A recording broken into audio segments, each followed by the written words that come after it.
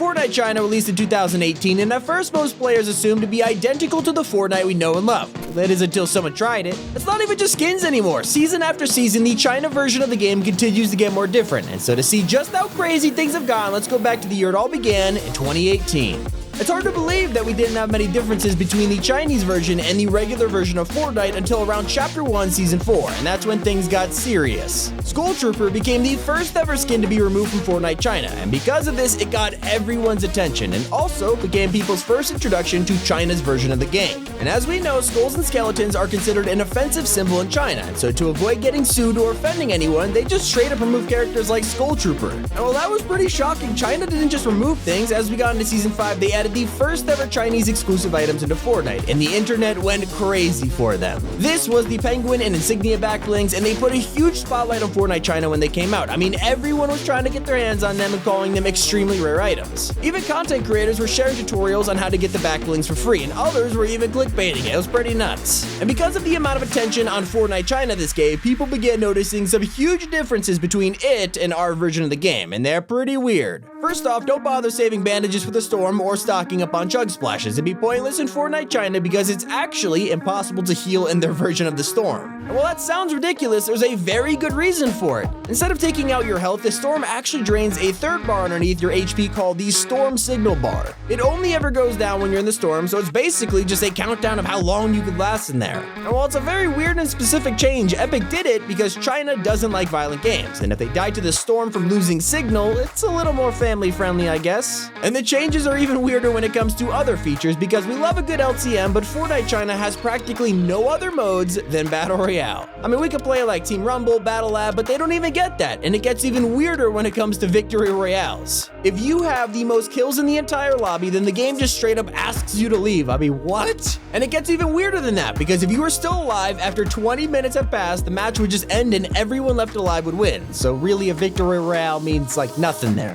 While these features are crazy, 2018 also showed us that China had completely different default skins to the rest of the world. While we're used to our Jonesies and Headhunters, China actually changed them up to look a lot more Asian than the Western defaults we have.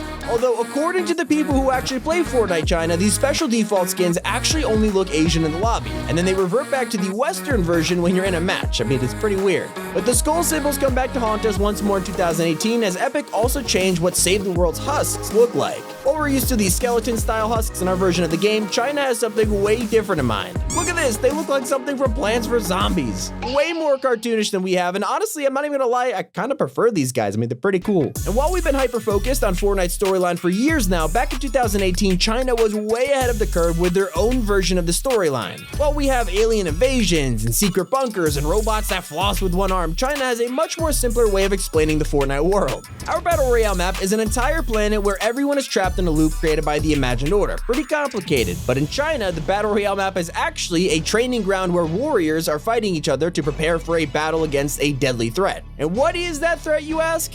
Global warming. Yeah. And apparently also alien invasions, which honestly has aged pretty well all things considered. The most drastic change in the storyline is that the island is all a simulation and everyone playing in it is a hologram, meaning you don't die, you just fail like the training mission. And instead of having health, it's called battery life, as well as the storm signal bar we mentioned. So instead of a deadly storm with lightning and death around every turn, it's just an innocent zone which makes you lose signal. Simple, but at least we understand China's storyline. And while we get awesome seasonal events, nothing compares to the way China did Lunar New Year in 2018. Every year they celebrate the Lunar New Year with more than just an item shop. It includes exclusive skins for that week only, including challenges, special activities, and even ways to earn free V-Bucks. In fact, all V-Bucks in Fortnite China are free. There's no microtransactions, and the Battle Pass is given away for free every season. And I mean, I guess going back to Lunar New Year, the freebies continue because you were able to earn exclusive skins like the Smoke Dragon set, Jade Racer Tigress, and Swift, which is obviously a play on Drift. These are so cool, we can't even earn these for ourselves. I mean, I guess kind of disappointing actually, but it's insane that all of this stuff was just 2018. And with China moving into 2019, they did it with a bang by removing Skull Ranger. This was the next controversial skin, and while Skull Trooper was just removed at the start of the year, Skull Ranger was never even added in the first place. And that was just the start of when things got really crazy, as we have to talk about 2019, where it was just wild for China. The changes they made in 2019 were actually unbelievable, and hopefully something we never see in our version of the game. For starters, in Season 7, the world was introduced to the Supporter Creator program, and while it's one of the best things Epic has ever done, China decided against the idea altogether. We all love typing in our favorite creator codes and supporting them, T5G, but China just straight up said no to this idea. I'm sure China has a ton of great content creators that could really benefit from this, but unfortunately they're not able to use it. And that's not all they're missing out on either, as China and the rest of the world has been progressively getting better at Fortnite over the years, and their version of the game simply doesn't have Arena, or literally any competitive mode. Arena gave a lot of life back into the game for us back in 2019, especially with the World Cup, but unfortunately China never got to experience this, and they'll also never get to use Siphon.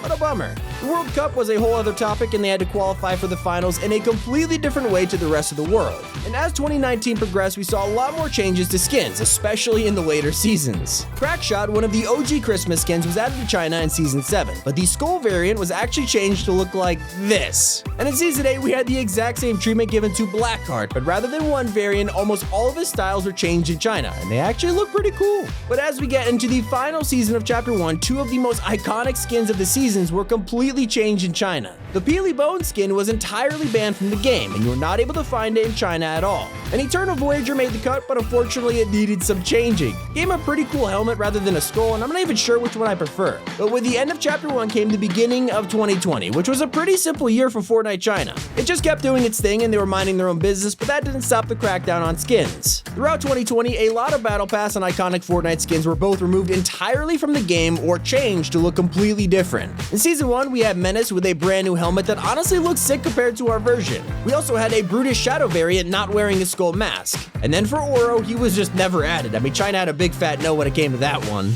And then we had Chapter 2 Season 3, which gave us one of the coolest skins of the entire chapter, Jules. Turns out her Shadow variant was completely changed for China. You can see the difference here. I mean, I don't know if I'm a fan of this one. But for the dumbest change China's done to any skin out there has to be in Season 4 with Mystique. We all know her back bling is a skull, but in China, look at this. Epic Games didn't care at all when they did this. Oh my gosh. And I'm not even gonna mention Ghost Rider, who wasn't even added in Season 4. They couldn't be bothered to even try to change that dude, and I'm not surprised considering he was a crossover skin. I mean, I don't really see them changing crossover skins just for China, right? Wait, that actually did happen? And it happened in 2021? Yep, we're present day, and Seasons 5 to 7 have been awesome for our version of Fortnite, but China has been doing things their own way. While Epic didn't bother to change Ghost Rider for release in China, they actually decided to bring Taskmaster into the game. But it wouldn't be China if they didn't completely change it, and they did that by giving him the Taskmaster Udon mask. I mean, honestly, fair enough, but in the same way they refused to add Oro into Fortnite China, they also refused to add his female counterpart Aurelia in Season 6. I mean, again, the whole point of Oro and Aurelia is that they are skeletons, so I can't even imagine what changes they would have to make to release that in the Chinese game.